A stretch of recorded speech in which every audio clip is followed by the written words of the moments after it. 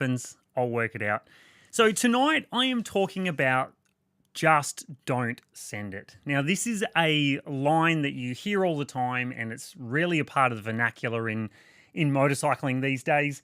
And when I see riders say this, often there's a lot of context behind it, obviously. So first of all, it can be said in jest. It's a bit of fun. We all do it. But there's times where I see riders really get stuck into it, and they see it as literally being something that they carry into their riding, they carry as a philosophy.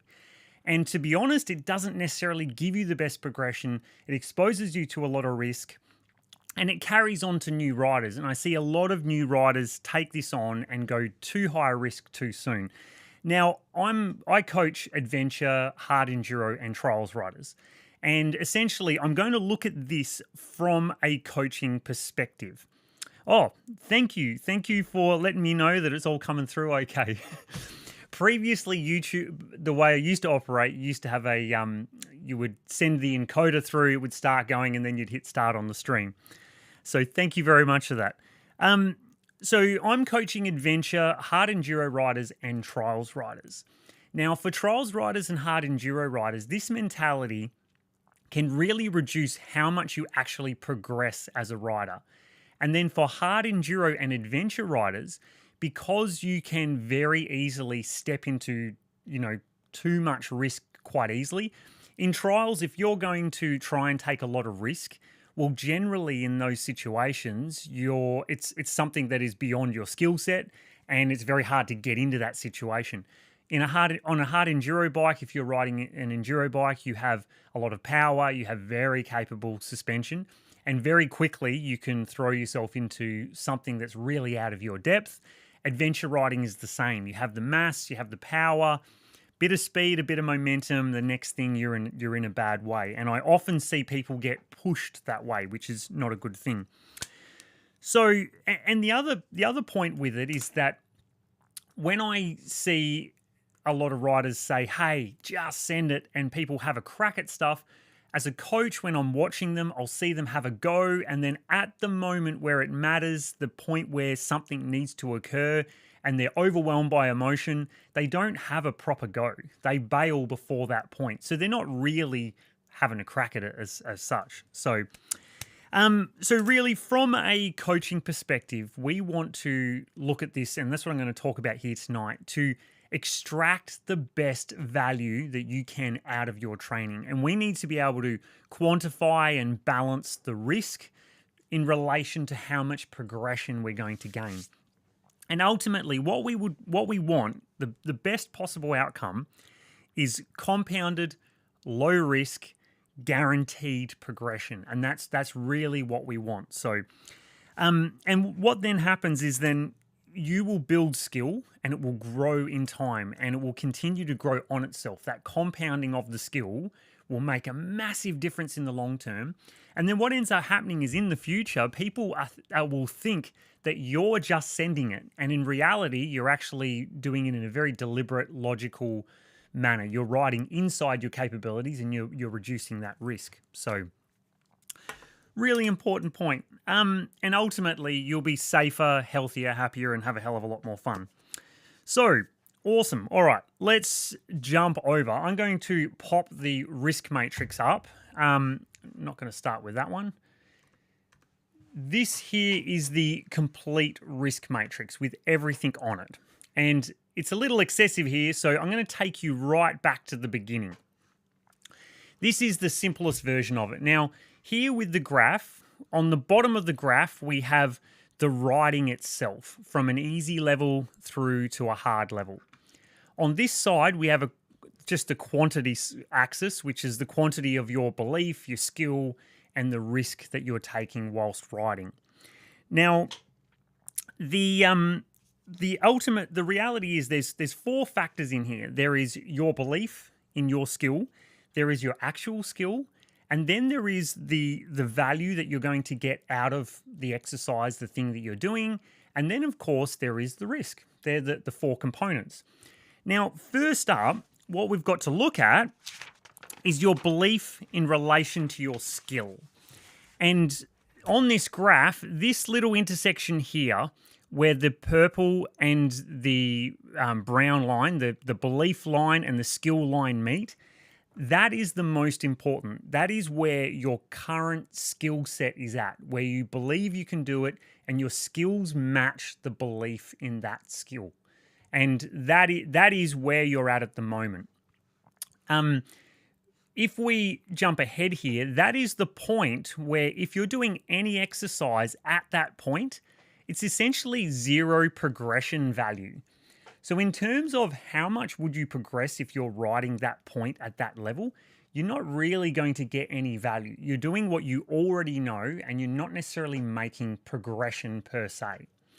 Now, anything on this side here, so anything here you already know, anything here is what you could know, and anything here is beyond your emotional control.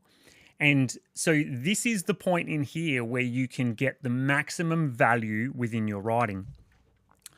Now, if you look over here, you notice that belief drops off faster than your skills do. And on this end here, when we're riding something really easy, often riders' belief in their own skills is way above their actual skill set. And you'll see this all the time. We do it, I do it, I'm sure you've done it at some point in time. There is something there that is quite easy for you. And when you go to ride it, you stuff it up because you get complacent and relaxed. Your belief is much higher than your actual skill set. Even though what you're doing is inside your skill, your belief is way above your actual skill.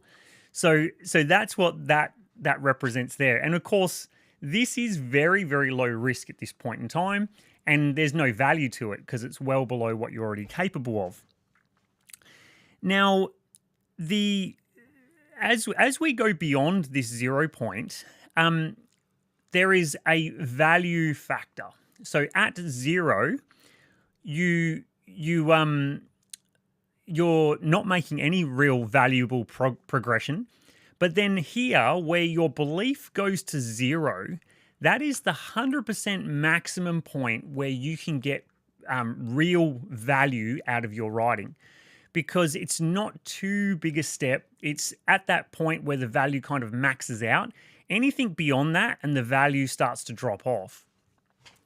Now, you'll notice here that at the beginning, the value that you get by moving forward just a little bit jumps dramatically. So from here, say the first 30% of the value range, you get really high value return from your training, from what you're doing. And the risk is proportionate. It's worthwhile. As you go beyond that point, as the risk gets higher, the value return starts to fade off. It gets less and less and less, until we get to this point where you're basically at 100%. Here, at the 100% mark, you would theoretically get massive return if you could control your emotion. But your belief, it's the limit of your belief. So emotionally, you're not going to be able to act logically. And in that moment, because you're not actually working logically, you're not going to learn from that moment. You're just going to get through it and go, oh, thank God I didn't die. And you didn't necessarily deliberately act in that moment. So you're not going to get as much progression out of it as you could have. So really, this is the sweet spot. That is the spot where it really matters. Now, occasionally it happens where sometimes we go way outside our belief and we pull it off and we actually make it happen. And in those moments, it really can lift your belief in yourself. But in terms of actual skill progression and improving your riding, you don't get much value out of it because all the supporting skills are not there and you won't believe those supporting skills.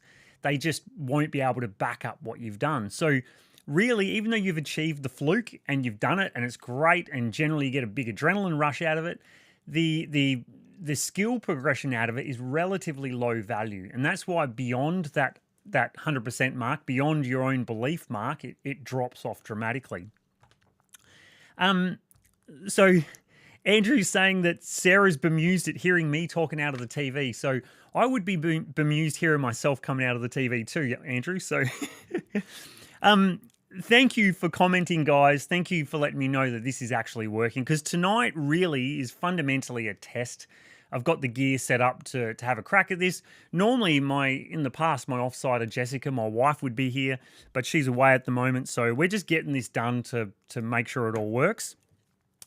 Now, the ultimate reality is that those small progressions, the progression inside that 30% window, is your zone of optimal training. This is where you're going to get the best progression, the proportionately lowest risk, and you're going to get that consistent, guaranteed, compounding progression within your riding. That is where you want to be. Now, there is one more factor in here that we haven't included, and that is emotion, the emotional side. Sometimes, and this very much depends on the rider. Obviously, you've got people like Travis Pastrana or Alex Honnold out there where the emotion is maybe non-existent and they can really push things in a crazy way. But I'm not talking about the outliers. I'm talking about the vast majority of people.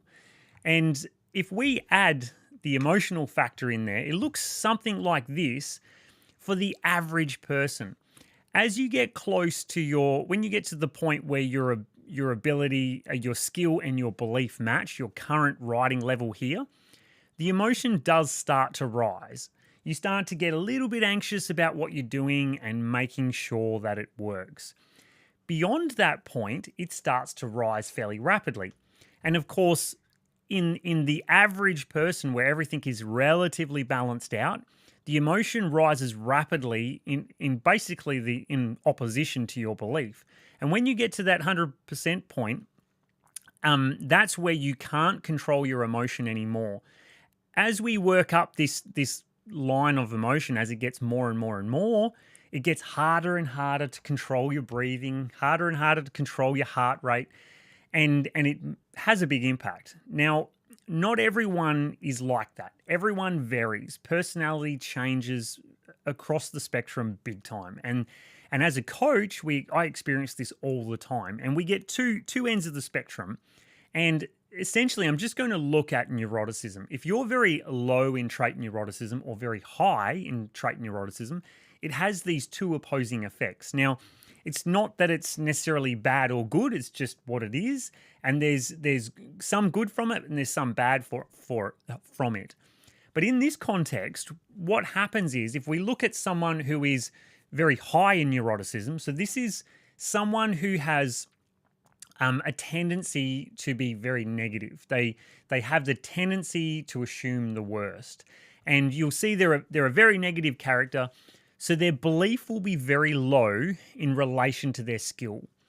And their emotion is going to be really high in relation to the value curve, for want of a word, and the point, the optimal zone. So when they get to that optimal zone here, when they get to their own ability, because they're very low in belief, it's hard for them to really make progression.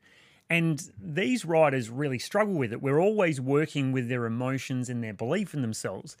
And you may hear this and go, well, that's not me. I'm confident, rah, rah, rah, all that stuff.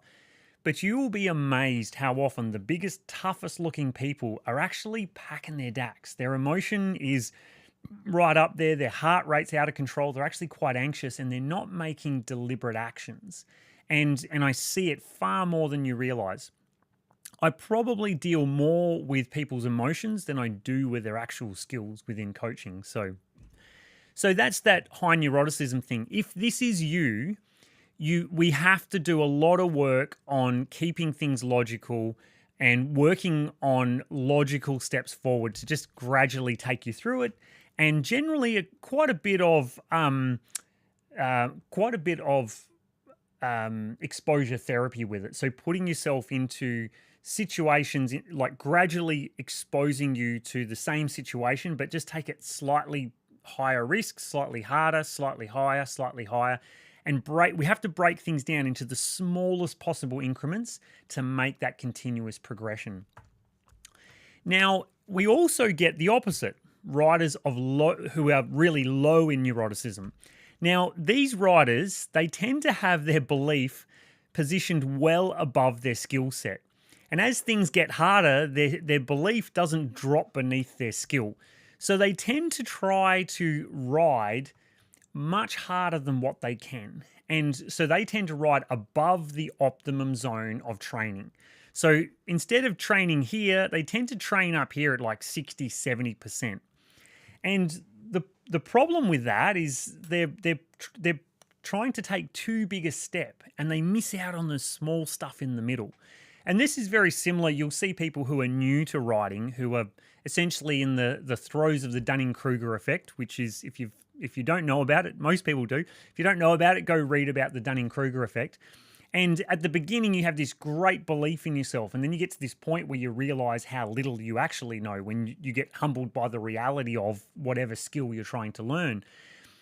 But people who are very low in neuroticism don't tend to have that as much, or that's the increase, that belief stays there all the time and they don't have this moment of realization. The belief outlies it. And the problem is it really holds their skill development back. They tend to get one or two things and they'll get a big step and they tend to get those big spectacular things, but they don't spend the time. They tend to overlook the more refined foundational skills, and that's what ends up holding their progression back because they're always working up here in the big value stuff, not the 1 and 2% sort of value zone. So regardless, in both situations, it ends up being a bad outcome. In reality, we want something more like this, more consistent.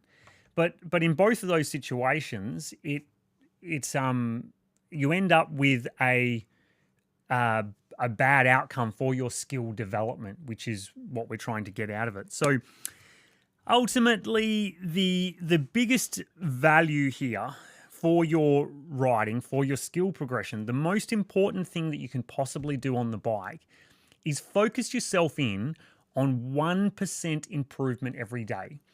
Every time you go out on the bike, and I don't mean you have to ride 7 days a week when I say every day, but every time you're out on the bike, you want to be 1% better than you were yesterday. That means you get guaranteed progression. You'll have very low risk progression, but you're going to get compounding progression. So that 1% will continue to compound time after time. I know that is not as, amazing and sexy and spectacular as what everyone tries to do.